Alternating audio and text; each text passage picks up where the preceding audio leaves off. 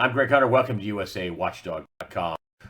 With us coming up here is a guest that's a really solid journalist.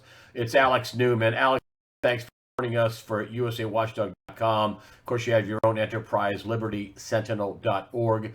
Also, the New American you write for, also the foreign correspondent, I should say. You also write for the Epoch Times and many other places. You're a smart guy. Let's talk about this, as they say. I actually saw this. I used this term because a friend of mine used it who's in politics in the realm of data mining for political campaigns. Is one of the many things he does. And he said there's effery going on, and you can fill in the blank for the effery.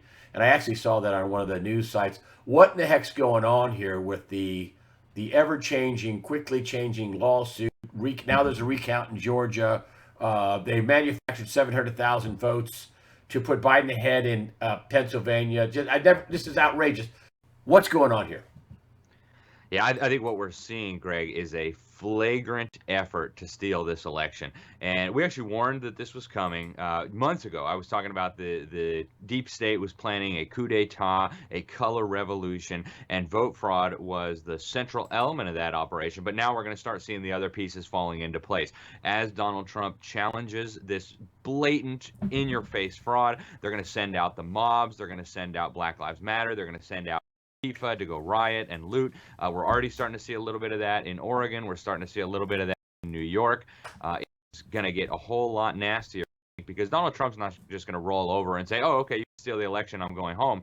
So we are in for some turbulence here, I think. Unless by some miracle, the fraud is not enough to put Biden over the top. I think at this point they're already celebrating that they've got Pennsylvania, they've got Wisconsin, they've got Michigan. They might even have Georgia based on all this fraud.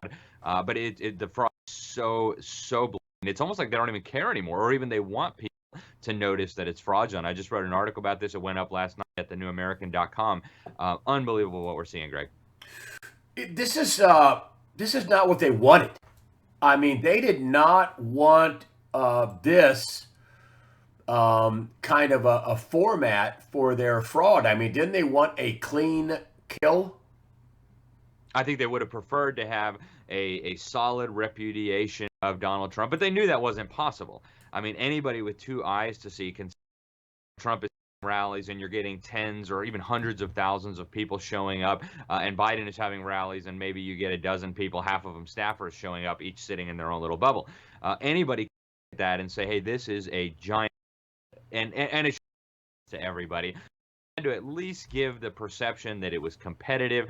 And so I think what they're hoping for now, Joe Biden, by any means necessary. And if that, and we talked about this a little bit just a couple of nights ago during a I think they're going to set Donald Trump up to be perceived as a dictator who stole the election using kind of the courts or something else, and then set him up to be the fall guy for the looming catastrophe that we'll see on the economy, on the U.S. dollar, on the Democrat cities and states going up in flames.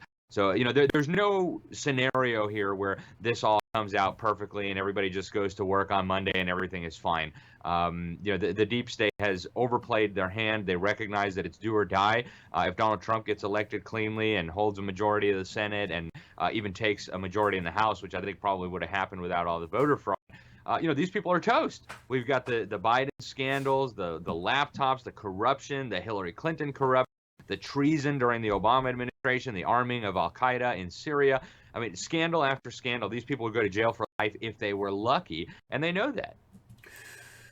What do you think about, you wrote a piece 6 months ago, you were telling me, and I don't think you quite really fully aired this out, about the color revolution. And then here there are stories on the Gateway Pundit, about how this is eerily similar to the election of 1917 in Russia. I mean, can you believe that America's elections are being compared to Russia? Tell me about what their tact is. They're trying to, obviously, you think you said this, they're trying to stop the narrative, to control the narrative. So tell me what they're doing. What's their game plan so people can understand what they're seeing when they see it? Yeah, the comparison with 1917 is very interesting. I have a book behind me called Wall Street and the Bolshevik Revolution, showing how Wall Street financiers, the deep state of the day, were backing the communists and the Bolsheviks to create chaos in Russia, out of which the communist revolutionaries could come to power. Just in the last few decades, we've seen multiple of these color revolutions in Eastern Europe, in the Middle East, and they all follow a consistent pattern. They're run out of the U.S. State Department with help from the Central Intelligence Agency, help from some of these weird, hybrids of government organizations and nonprofit. The National Endowment for Democracy is one of the crucial ones. The the Republican Institute, the Democrat Institute. You've got all these shadowy think tanks and organizations, and George Soros obviously plays a huge role in this. We saw it in Ukraine. We saw it in some of the former Yugoslav republics. Very, very similar to what we're seeing right now in the United States. And what's interesting, Greg, is it's actually, in many cases, the same people that were running the color revolutions for Eastern Europe are now involved in the operation here in the United States. And so what they do is they try to steal the election and then send mobs out in the street. They use the media to try to control the narrative. And the control of the narrative is probably the most crucial element.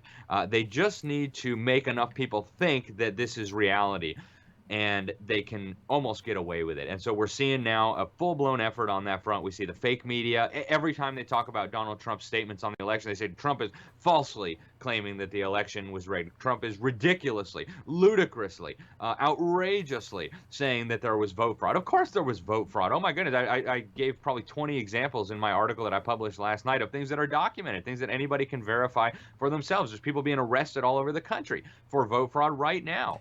Okay, it's clear that there's massive vote fraud, but the media is acting like it's not happening. And then adding to that, now we're in kind of a different age, social media. So we see Twitter censoring the president of the United States. We see Facebook censoring the president of the United States. We see Facebook just shut me down. They locked me out of my account. I'm not allowed to do anything. I can't even like a post. I can't share anything.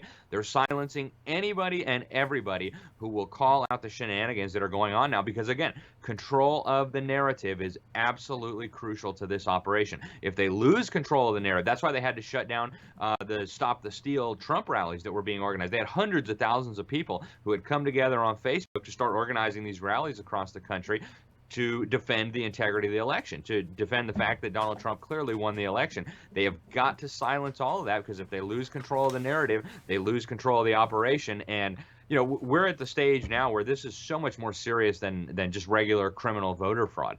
This is an actual orchestrated effort to overthrow our system of government using subversion, using treason, using foreign powers and help from foreign governments, using electoral fraud. It is a revolution. This is a coup d'etat that's taking place here, and it's important that people understand that. I said on my my wrap up this Friday that this is straight up treason and sedition. This is I came to the same conclusion you did. We did not talk about this. That I said that this was straight up treason, and this is not just a little county office somewhere that they're going after, or even a governorship of a state. They are committing massive fraud, and they are committing massive sedition and treason to overthrow the country. I mean, this could get ugly on both sides here. I mean, now they're talking about state legislatures, which are mostly Republican. The legislature is controlled in the state of North Carolina by the Republicans. I think in Michigan's the same thing. They can nullify the election if they think there's too much fraud. Talk about that. Yeah, almost all these states have Republican legislatures. Arizona, North Carolina, Georgia, Michigan, Wisconsin, and Pennsylvania. Wisconsin didn't get quite a veto-proof majority, but the way that electors are selected is actually through the state legislature. So the state legislatures are going to have a lot of options. Oh, they don't need the governor to sign off on it, do they? I don't believe they do, no. So we're going to have a lot of different scenarios, different interesting options taking place here. And I do still believe that Donald Trump will probably be president come the end of January 2021. But in the meantime, I think the deep state, the left, are going to try to make our lives a living hell. I think Biden really is just kind of a cutout character. Kamala Harris is the real weapon here that they're trying to install in the presidency. And, she's got all kinds of troubling links, troubling associations, links with communists, Maoists, revolutionaries. Same is true of the Bidens, of course. Hunter Biden and his laptop. Who could forget some of the audio recordings that came out, business deals with communist Chinese officials? the national security implications of this are off the charts. And so I think Republican legislatures in these states that they're trying to steal are going to have to put their foot down and say, no, sorry, that's not going to happen. Almost guaranteed that a lot of this is going to end up in the court system. And so, they've wargamed this, Greg. They've wargamed this. The other side, the Transition Integrity Project, funded by George Soros, they brought in deep state operatives like Max Boot, the neocon from the Council on Foreign Relations that writes for the Washington Compost, which is, of course, the propaganda megaphone for Jeff Bezos of Amazon now. They've played all of this out. They've strategized. Actually, Max Boot, who I mentioned, he wrote a column in the Washington Post not too long ago where he talked about this Transition Integrity Project and talked about how we would see a scenario almost identical to what is happening right now, Greg, where it would look really, really close up until the end, and then Biden would pull ahead, and then Trump would say that's illegitimate and would file lawsuits and would get rallies out in the street. And they've planned all this out. They have strategized for it. They know where they're going. And of course, so has the president. All right. The president's not a moron. He understands this. So in the days ahead, in the weeks ahead, a lot's going to depend on what happens in the court system. There's almost certainly make its way up to the Supreme Court. A lot's going to depend on what happens in these Republican-led legislatures in these states that are being stolen. And, a lot's going to depend on what Congress does too. So there's multiple pieces at work here. There's no pretty scenario, I don't think. But, if I had to take a guess as to what would happen, I'd say probably Donald Trump will end up the president. But they're going to use all these shenanigans to try to cast him as illegitimate. And it's going to make the last 4 years of coup attempts, the Russia hoax, the ridiculous conspiracy theory that Trump is an agent of Putin, the fake Ukraine scandal, all these fake scandals, that's going to look very mild in comparison to what we're going to see in the next 4 years if Donald Trump remains in office. And as of right now, I think that's still a very real possibility, despite what the fake news and the social media companies want us to believe. What's your comments on Christopher? Antifa's just an idea as they're burning down, dozen cities across America. Ray, the FBI director, and Bill Barr. Where are these guys? Where are they? I have been sounding the alarm about Bill Barr from the very beginning, okay? And a lot of Trump people got mad at me. Oh, you can't say that, Bill Barr. He's a good guy. I mean, if Trump trusts him, he's got to be good.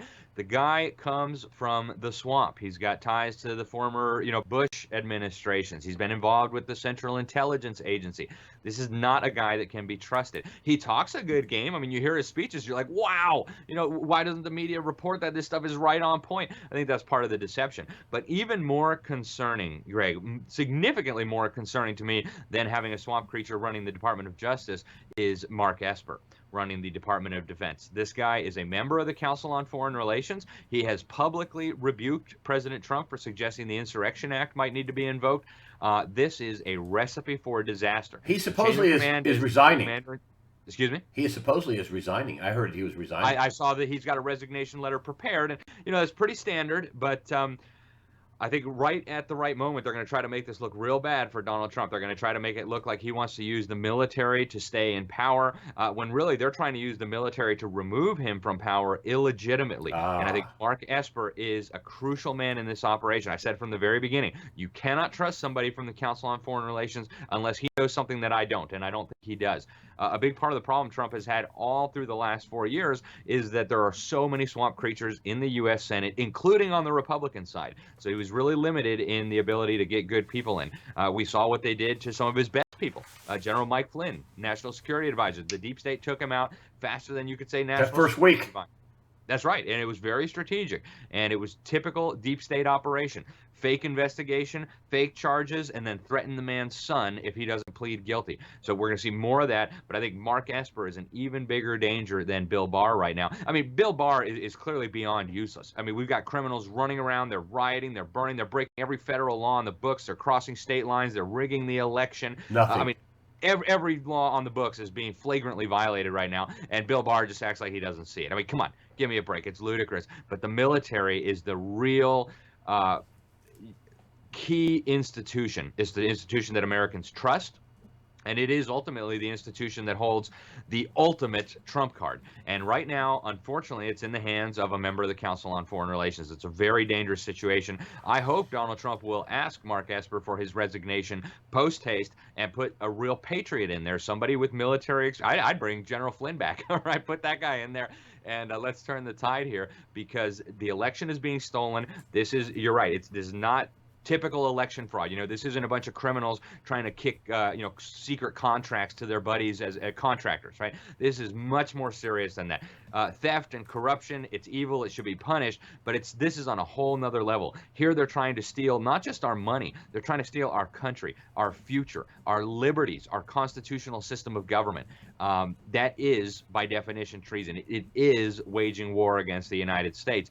And the fact that no charges are being filed, the fact that we don't even know anything of investigations going on, it tells you everything you need to know about Barr and the DOJ and the FBI. Hopefully in the second term, Trump will clean house and we'll see some real prosecutions for all the stuff that's been going on. But it's a unique moment in American history, Greg, unlike anything we've ever seen in our lifetimes, and probably unlike anything we'll ever see again. Why doesn't he fire Barr right away? It's a good question. I think part of it is probably optics.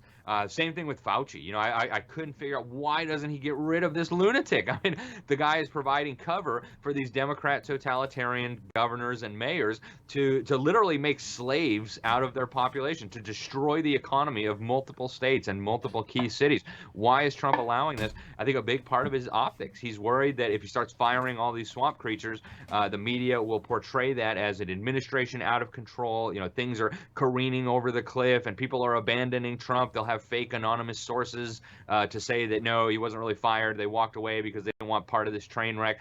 But I hope he will. I mean, there's a whole list of people that I would be firing right about now, and Bill Barr and Mark Esper are right close to the top. Gina Haspel and Chrissy Ray. Yep. Same thing. Same exactly. And I warned about Gina Haspel too, right when he put her in charge of the CIA. And I hate to say I told you so. That's not my thing. I don't like to say, hey, I told you this was going to happen months in advance. I told you this person was bad news. But I've been saying for years, these people are bad news. Gina Haspel, we were calling her out. H.R. McMaster, we were calling him out. I mean, I sound like a broken record, and I hate to say I told you so, but all these swamp creatures were there for the purpose of stabbing the president of the United States of America in the back. That's why they were there. And unfortunately, Trump comes from a totally different universe. He comes from the business world, where people do what they're told when they're ordered to do something by their boss, because otherwise they'll be fired. The federal government is a completely different animal. Only if it's a deep state swamp creature do all the minions do what they're told. If it's somebody like President Trump, who's there to drain the swamp, who's there to stop the destruction of our country, then they do everything they can to interfere, to stop it. And we just saw these leaked videos, federal officials, federal employees on our payroll conspiring with subversive revolutionists from the Sunrise Movement and all the rest. And we've got the videos from Zoom where they're plotting a coup d'etat. They're plotting to shut down D.C. They're plotting to target conservative organizations that are going to stand with the president. I mean, it's so far beyond crime. It's you really need to say, wow, we have a revolution on our hands and we need to react accordingly, or there's a real chance we could end up like Cuba, we could end up like Russia, we could end up like Germany under the National Socialists. That's how serious the stakes are. What happens in the next few weeks here may well decide whether America survives as a free nation or whether it ends and becomes a slave state. And you had brought up the fact that on Trump's side, they have, they've also war gamed it out. And what do you suppose the counter? I mean, you've excellently framed what they're going to do with the color revolution and control the narrative, and how they're this is an overthrow, this is treason. Excellent. What do you think Donald Trump? And I know you're not in the room when this happens, but what do you think his side has planned to counter this? Well, a big part of it is going to be the legal action. Another big part of it is going to be to rally the troops, and by that I don't mean military troops. I mean the Trump supporters, and there's tens of millions of diehard, ardent Trump supporters across this country, ready and willing to do whatever the president says. Go rally in Philadelphia, go rally in Phoenix, and I'd be doing that if I were the president as well. Now you got to work with these state legislatures. I think that's going to be a crucial component. And there are some people like Steve Pachinik. We talked a little bit before we went recording Yeah, here. let's bring this up. I want to, because people want to say, why don't you talk about the watermark? And the reason why I haven't, and I am not, I think Steve Pieczenik is a excellent guy. I am not saying anything negative about him. I think he's super smart, and I think he's a patriot. I don't understand how the watermark thing would work. I mean, you'd have to print ballots in all 50 states and put them out there with a watermark. I, I know you don't know much about this either, but this is something that's hitting the internet. So, what do you think about this? That's a good question. I agree with you. Steve Pieczenik has a lot of credibility. He's got a lot of contacts Yep. within and outside of the power structure, if you will. He's been in that milieu for a very long time, in fact, for decades. And for those who aren't familiar with this, he and others have said that actually this whole fraud was a giant sting operation, that the Trump camp had known this was coming, and so they put a secret watermark on the ballots to figure out which ones were genuine Like and some which ones blockchain weren't. or something that they can RFID. Exactly. Yep. Linked to a system. That's right, where they can be tracked, where they're going to know which ballots are legitimate, which ones are fraudulent, and that all the people involved in the fraud are about to be locked up for electoral fraud. I would love to believe that's the case, but we've been hearing things like this for a lot of years now, and I'm not in any way accusing Pieczenik of being misinformed or certainly not being dishonest.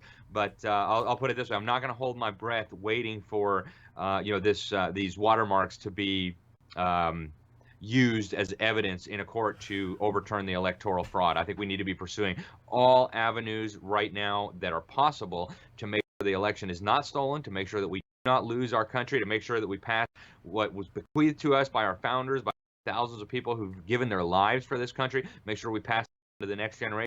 And that means we need all hands on deck. That means we need everybody watching this, everybody who's out there who's concerned about this, to stay active, to stay involved, to stay informed, to find a way to bypass the fake media and the social media. And that's one of my biggest pieces of advice to Trump right now. You have got to figure out a way to communicate directly with the American people. You can't rely on Twitter, you can't rely on Facebook to get the truth out, to get your message out, because they're not going to let you do it. They've made it clear already. Facebook is a corporate member. In fact, they're part of the president's circle of the Council on Foreign Relations, this shadowy deep state organization that is really at the heart of the effort to sell out American sovereignty, to build this world system that they've been planning and building for decades.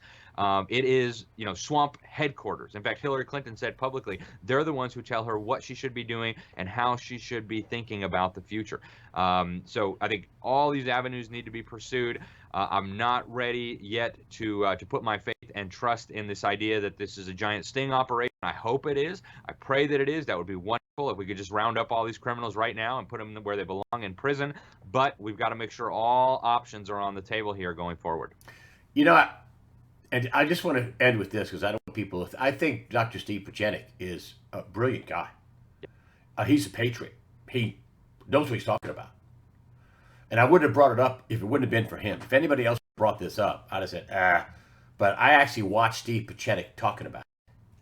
And I was like, this is Steve Pieczenik. Okay, this isn't a cutout. This isn't a Photoshop. And I'm thinking, if that's the case, whoo. They also, I think Trump had a new office in 2018 after the last, tomfoolery, fraud, election fraud, and whatever. And are they part of that, the election integrity office, or whatever you want to call this office? They're supposed to make sure the elections are done fairly. It could be more clear that a guy that was leading with me on election night in each state by 100,000, a couple 100,000, 700,000 in Pennsylvania. I mean, it was unbelievable. 300,000. I'm surprised they didn't try to turn it over in Florida and Texas. They wanted Florida and Texas. Remember, they told us in Florida that's Fox just before the poll said the national Biden's up 8 points. I mean, that's just fraud. And the president's in his press conference, which the media cut away from, said all the polls were intentionally wrong. It's a subversion poll. It was intended as cover for the vote fraud. They knew that if they had given us legitimate polls that showed Trump winning in an absolute landslide, crushing the Democrats for probably a generation, then to come back and try to rig the polls and stuff the ballot boxes and flip the votes using the computers. I mean, it would have been ludicrous. Everybody would have known it was a brazen fraud. Even the Democrats would have known. So they had to have the fake polls. The fake polls were a crucial part of this operation. And I think once this whole thing is over and once we're dissecting, figuring out what happened here, what went wrong, who was responsible, who were the co-conspirators involved in this operation, the fake polls are going to have to be a big part of that investigation. The people who did them should be in trouble. Absolutely. Put them under oath. Let's find out what they knew, who they were talking to. I mean, we need depositions from all these people, because what I'm telling you is there is a coup underway right now, a coup d'etat, which is treason, and all the people involved need to be discovered. They need to be held accountable. They need to be punished. And a big part of that is going to be putting people under oath and having them testify. You perjure yourself, boom, throw the book at you. You tried to rig the election, you're done. Okay, all these people need to be discovered, and they all need to be exposed. It is absolutely critical that we get this right, because if we don't, if these people are allowed to escape justice again, you can bet anything they'll be back in 2024 if they can't do it during the next 4 years to try to overthrow our system of government. That is their objective. Okay, that is their objective. And I think there's a lot of people out there who still haven't understood that. Their objective is not just to become president, not just to turn America more into a Democrat country, more like European welfare states. Their goal is a total and complete overthrow of the United States of America, as they put it in the 1619 Project, which is now being used as curricula in government schools across the country. America is evil in its DNA. Okay, the racism, the white supremacy, the oppression, it's in our DNA. People will not be happy with anything less than, as they say in Iran, death to America. That's what's at stake here.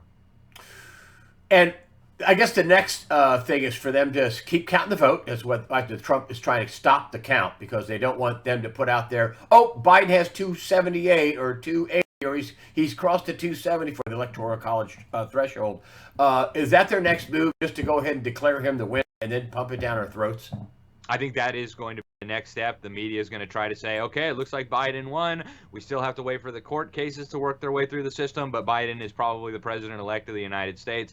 And, at that point, it's going to get real serious, because Trump is not going to just roll over and say, oh, okay, I lost fair and square. Not going to happen. And at that point, I think it's going to be dueling rallies. The left is going to send their terror mob into the street. And part of this is, it's already happening, Greg. In New York, we're seeing the protests now. In Denver, we saw these lunatics marching through the street chanting no borders, no USA, right? I mean, they're literally talking about killing our nation. In Portland, Oregon, they're already rioting.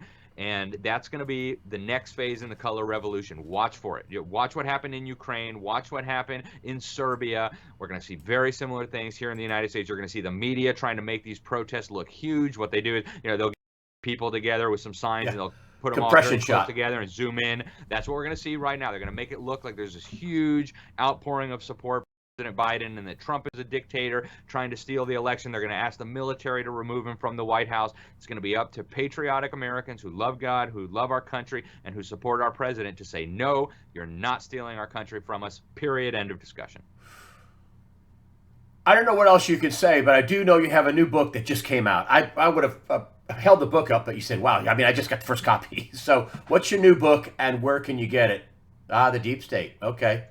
Thank you, Greg. It's called, Deep State, the Invisible Government Behind the Scenes. And so the section 1 goes through, who is the Deep State? We've been talking about the Council on Foreign Relations here. There's Bilderberg. There's Trilateral Commission. We've got the secret societies, Skull and Bones at Yale. We've got the Bohemian Grove out in California, all these weirdo things. And then how they operate, right? Why they want open borders, what their goal is, why they're trying to regionalize the world, subvert the nation state, and move us toward regional government. China, communist China, is a critical player for a new world order. In fact, I argue that communist China is the model for the new world order that they're trying to build. And then finally, my conclusion, and that is, guys, this is a war between good and evil. This is a spiritual war. This is a satanic attack on everything that God has ordained. And the way to fight it is to get on our knees and pray and read our Bible, and then get involved politically, get involved economically, get involved in the media, whatever you have to do. We've got to do it. And so this is already out on Kindle, on Amazon. You can find it on Amazon on Kindle. I'll put a link up just so people know. I will put your Kindle link up, and that'll be the page likely that you can get a hard copy. Hold that book up. Hold the side of it. Turn it sideways. Okay. How many pages is that? It is, well, I've got a list of all the members of the Council on Foreign Relations in here, so that takes up quite a few pages. But the whole book is 167 pages, Yeah, my well, writing, and then the rest is, appendix and list of CFR people. and the reason why I bring that up is because you just gave a 30-second synopsis, which is probably a infinitesimal small fraction of what's in it. You're a smart guy. I'll put up your Kindle page. Of course, it'll be on libertysentinel.org. Is that correct? Yes, and if somebody wants to order it directly from me, they can go to libertysentinel.org/donate. Send me. There's instructions there. You can send me the money through PayPal, and I'll get a copy in the mail for you ASAP. I'll put that up for you. That'll be the, why give the money to Amazon? Yep, awesome. I'll put that link up for you. Make sure you give me that link for the actual hard copy of the book. libertysentinel.org/donate. I'll send it to you. Okay, send it to me, and then you also. I mean, listen, you're not. I mean, I don't mean to. I'm not trying to belittle you, but you're really kind of a contractor for the New American, and you're a contractor for Epoch Times, and you have your thing, and you got a family. I don't know, 5 kids, and so you're working, and so I want people to support you. You've been shut out. The reason why I booked you is because you were telling me I'm being shut out. I can't even like a post on Facebook.